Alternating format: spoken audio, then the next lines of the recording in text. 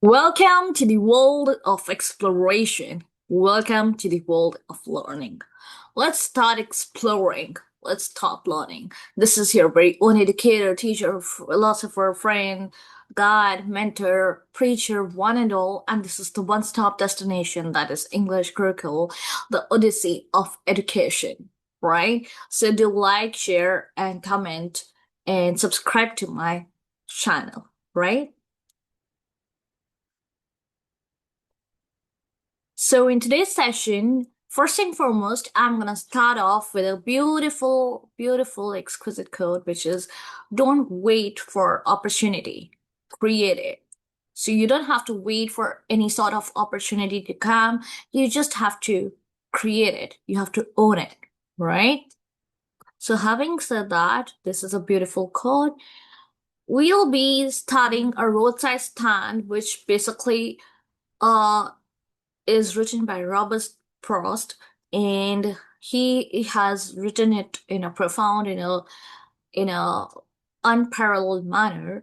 So a roadside stand basically, portrays or delineates poor the poverty or the poor country people whose earnest desire is to rise above there. So they actually want to they have this innate desire amongst themselves that they want to rise above their wretchedness. Clear? All right. Then we have this mind map of a thing. So uh first and foremost, I'll start off with, just give me a second. Yeah. So yeah.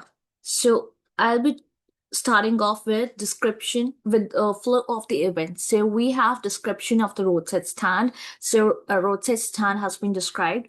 We have city folk passing by, ignoring or criticizing. Then we have the stand owners who how the stand owners they hope for any sort of change. Then we have the ultimate realization of their ignored existence, right? Then we have, so this is a poem, a roadside stand, and these are basically the flow. Like, for example, I discussed flow of events, then we will discuss main themes, then we will discuss um moral or message, and then additional insights, and then main figure of speech. Then we come on to critique of superficial help.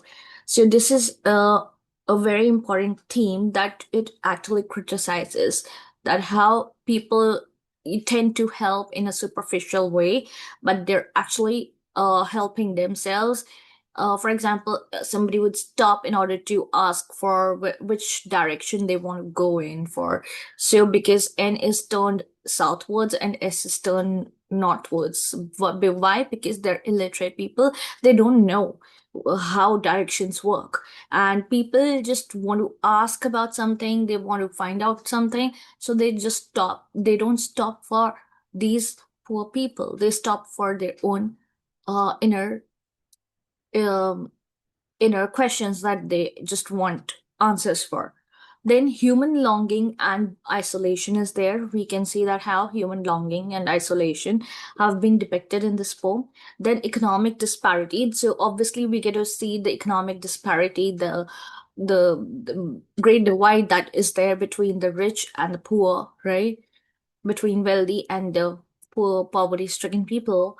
Then we have urban-rural divide that I have already spoken about, right? And then we have moral or message. So moral or message, the real impact of uh, societal neglect. Then empathy for the rural people. So how we need to empathize with rural people, and creation of superficial aid. So there should be uh, uh, criticism of superficial aids, that how we discussed about superficial help, right? So again, the same point is coming under moral or message too.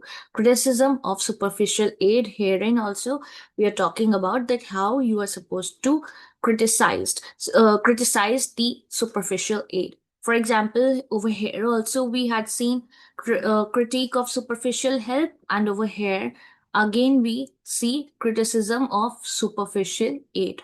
So under main theme we had seen this, and under moral or message again we get to see this. Then we come on to additional insights. Comparison between city luxury and country hardship. So again, that rural urban divide is there, but it has been put in other words, that how the city dwellers or the city people, they are, living a luxurious life, and how these poor people are leading a life that is filled with hardships. Then we come on to the emotional struggle of rural people. So we get to see the emotional struggle. So how these rural people, they actually struggle. They have the emotional turmoil that is going on within them. And then we come on to the main figure of speech. So we get to see metaphor, we get to see imagery, we get to see irony, right? So these are some of the poetic devices that we get to see, right? Clear? Give me a second. Yeah. And contrast of city and country life. So contrast is also there. So metaphor, imagery, irony, and contrast, right? Then moving on to the next slide, we get to see that how a roadside stand about, we will study about a roadside stand. And for further queries or further information, just reach out to us, or you can contact us on this number. And this is the one-stop destination that is English Gurukul, the Odyssey of Education, wherein we all can connect with each other, and wherein we all can form a beautiful bond, right? So a roadside stand. So now we'll be starting off with about the poet, right? So about the poet, and who is the poet? Robert Frost. So we get to see Robert Frost, right? Is a highly acclaimed American poet of the 20th century. Of which century? Of 20th century. Robert Frost wrote about characters, people, and landscapes. So he wrote about characters, he wrote about people, he wrote about landscapes. His poems are concerned with human tragedies and fears, his reaction to the complexities of life, and his ultimate acceptance of his burdens. For example, we do have examples as well. For example, stopping by the woods and on a snowy evening, birches, mending walls are a few of his well-known poems. In the poem A Roadside Stand, Frost presents the lives of poor, deprived people with pitiless clarity, and with the deepest sympathy and humanity. So we get to see that how in the poem A Roadside Stand, now we are talking about roadside stand. Frost is presenting the lives of these poor people, poverty-stricken people, deprived people, the oppressed class, the suppressed class with pitiless clarity, right? And with the deepest sympathy and humanity. So herein we also get to see that how Robert Frost is sympathizing, and he is being humane, and how with a beautiful clarity he is bringing about what is real, right? Then we get to see a pre-reading exercise, that is, before you read, have you ever stopped at a roadside stand? What have you observed here? Or what have you observed there? So for example, if you're going to um Punjab, or if you're going to um but yeah, just take an example that if we are going to Punjab, we will see a lot, or Chandigarh, we will see a lot of roadside stands coming, or Rajasthan, for example. So we will see a lot of roadside stands that come on the way. And what do we see? Do we buy something from them? Or do we just ask for directions? Or do we just have our other queries that we ask them and then just go away, just pass by? Just tell me. And if we do ask certain questions, do they answer? Do they respond? And do you see any kind of shine in their eyes that, oh, this person has come to buy something from me? Do you get to see that? If you do, let me know in the comment section below, right? This is a pre-reading exercise you all are supposed to do. All right, then we get on to see the main figures of speech. So we have metaphor. Frost uses metaphors to illustrate the struggles of rural people and the broken promises of prosperity that they receive. So there are a lot of promises that are made to these poor people by the politicians, obviously. So politicians are the ones who promise that we will provide you this, we will provide you that. The country is going to progress in such a way and succeed in a way that we are going to be the ones who will, who will be the pioneers. And there will not be any sort of poverty, or there will everyone would get, rural people or the poor people will get their um, uh, rights, and so on and so forth. So fake promises are committed, right? So Frost uses metaphors to illustrate the struggles of the rural people and the broken promises. So these promises kept? Obviously not. They are not. For example, if the government says that 24/7 water is gonna come, 24/7 we are going to provide you electricity, 24/7 we are going to provide you with free internet, are these promises going to be kept? No, they will not. Otherwise, how will they earn? Are they going to not tax you? Earlier in India, we didn't have that taxation system. It was introduced by our colonizers, right? But now it's just a norm that without taxes, the country can't survive, right? So, irony. Then there's a strong irony in how the city folk who have wealth look down upon the stand while the poor rely on them for survival. So, we get to see a strong irony, right? How do we see that strong irony? That these city folk, the city people, they look down upon the poor people. We get to see that obviously in this poem, right? So they just look down upon these poor people, and because they look down upon these poor people, they look down upon their stand too. That how they have kept that stand. Obviously, if one is not having money, they will not be having those big uh, big shops, you can say, or the kind of malls that you get to see. If you don't have money, you will not be able to do that, right?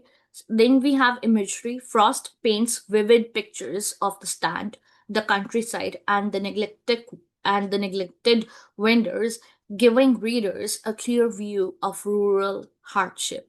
So we get to see vivid images, that is very clear, crystal clear images of the stand, the countryside, and the neglected vendors, giving readers a clear view of rural hardship. So we get to see that how in reality rural people are suffering, how people are actually suffering. Now I just want to say one thing, I just want to add on to it, that it's not only about poor people now, it's about anyone who uh because that's my perspective, because everyone is not employed, everyone is not having jobs, or everyone they're not having their jobs, or they're deprived of money. So what are they supposed to do, right?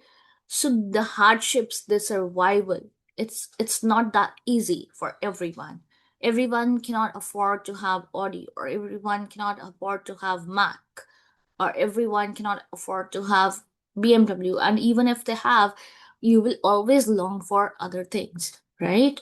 You will never be satisfied. Your materialistic desires will never be satisfied.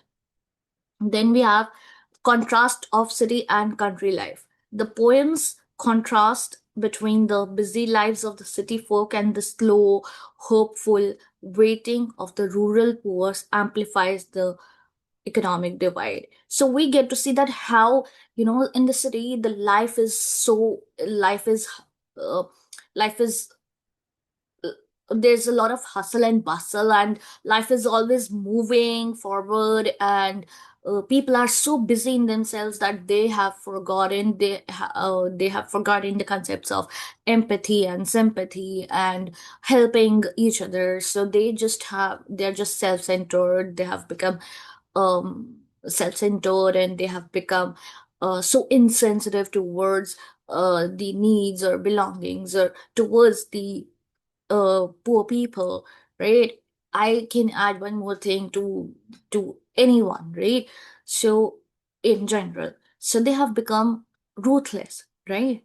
In that rat race, in that fast-paced life called, which is of urban people, right? Then we get to see the poem begins by describing a humble roadside stand set up by rural people in hope of earning some money.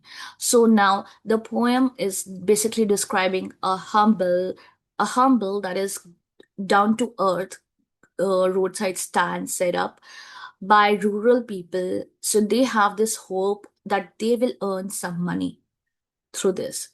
But how will they earn money if people are just going to stop by in order to ask for something and just pass by and not buying anything from them? How are they going to earn?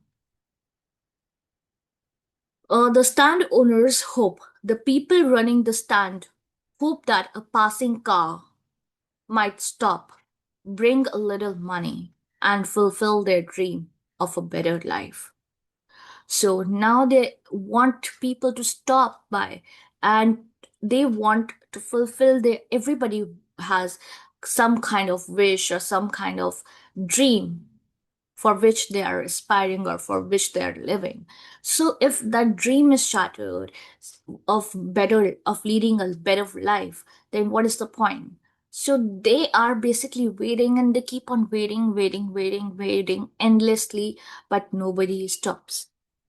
That somebody might stop, bring a little money, and therefore they will be able to fulfill their dream of a better life. For them, the better life is their survival. Now, city folk passing by. The city folks pass the stand without stopping. Some even complaining about how it mars the scenic beauty of the landscape. So some even complain. So nonetheless, that they're not stopping by, but some of them they are complaining that it actually spoils the beauty of the beautiful landscape. For example, now in GK, if I talk about GK, let's take the example of GK in South Delhi, right? If I am creating some roadside stand, now people will think that what is happening? What is wrong with this guy? What is wrong with this person? That person is creating a roadside stand in GK, in such a posh area, in such a posh locality. Or let's take an example of Basant Vihar, which is again in South Delhi. So that what is wrong with this person in such a posh area? He's or she is actually, spoiling the beauty of the beautiful landscape, right? Mars the scenic beauty of the landscape. Then we have realization of ignored existence. Ultimately, the rural folk realize that they are being ignored, feeling the sorrow of their unmet dreams. So now, ultimately, what happens is that the rural folk, these poor people, are they understand that are they are being ignored. They are not being put in the center. In fact, they are on the peripheries, right? Feeling the sorrow of their unmet dreams. Then, moral or message. We get to see that how empathy for the rural people or the rural poor is the motive, is the message, or is the moral, right? So Robert Frost urges readers to empathize with the rural poor who are often overlooked but struggle deeply to make a living. So to make a living, to survive, it is very difficult in this world to, to survive, to make money. Some people what I also have observed, adding on to this poem, that some of the people are leading luxurious lives. Like they really have their farmhouses, they have their um resorts, they have their houses, they have their several homes, several cars. Now, what is that one person or two people are gonna do with that? They have their lakes and ponds and swimming pool and whatnot. And on the other hand, there are majority of the people who are unemployed, who don't have their jobs, who even if they aren't having any jobs, they're trying their level best to have their means met by having a roadside stand built up, because they can't work, because they're illiterate also, so they can't work also. So even if you are literate, then also there is a lot of problem nowadays. So the point is that you have to be empathetic, right, in society. Then criticism of superficial aid. The poem actually criticizes societal and government efforts that appear to help out, in reality offer little to the rural folks actual needs. So they don't, in reality they don't want these people to come out of their shells. They just want their own ulterior motives to be fulfilled. Politicians want their own ulterior motives to be fulfilled. Um, right? So, for example, if I give an example, um, the shops for alcohol, all these masalas, the advertisements that we get to see or hear, of pan masala and of drugs and all these should be closed. Why are they open in the very first place? Why are they being given as a kind of a bait?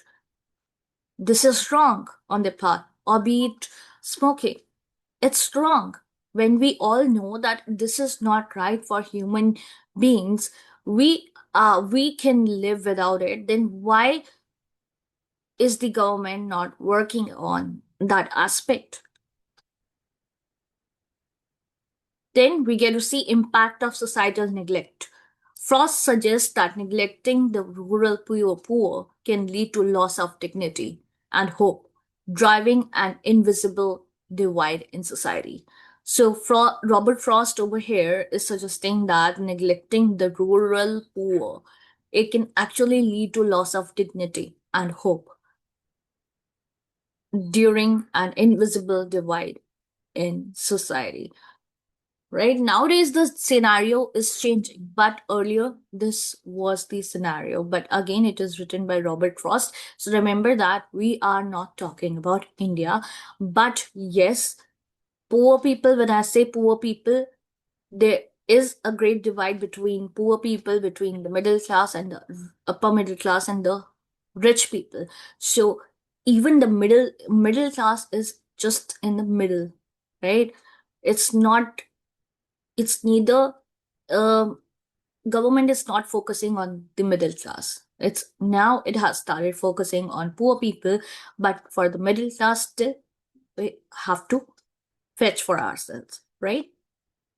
Now, additional insights, the emotional struggle of rural people. Now we get to see Frost, how Robert Frost describes the sadness and desperation that rural people feel as they wait for even the smallest acknowledgement from the passing city folk.